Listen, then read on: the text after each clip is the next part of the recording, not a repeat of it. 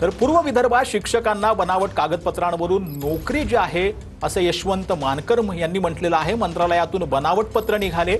माहिती अधिकार कार्यकर्ते यशवंत मानकर यांनी हे वक्तव्य केलं। संबंधितांवर कारवाई करण्याची यशवंत मानकरांनी जी आहे ती मागणी केलेली आहे। पूर्व विदर्भामध्ये ते बनावट आणि खोट्या पत्राच्या आधारे जवळपास 150 अशा शिक्षकांची पदमान्यता खाजगी संस्था चालकाने मिळवून घेतली आहे। मंत्रालयातील बनावट खोटे पत्र ज्यांनी निर्गमित केलं आहे किंवा ज्यांनी वापर केला आहे, आता मुळात मंत्रालयाचा सहभाग आहे। मंत्रालयाने त्याच्यामध्ये दखल घ्यायला पाहिजे आणि अशा अपराध्यांना जे खाजगी संस्था चालक आहेत, अधिकारी आहेत किंवा मंत्री कुणीही असो ना, पण त्यांच्यावर कायदा करणे हा बंधनकारक आहे। अशी कायद्यामध्ये तरतूद आहे। गुन्हेगार कुणी असो सुटायला पाहिजे नाही, कारण की शासनाच्या तिजोरीचा भुर्दंड आणि खुली लूट हे उघड्या डोळ्यांनी राज्य सरकार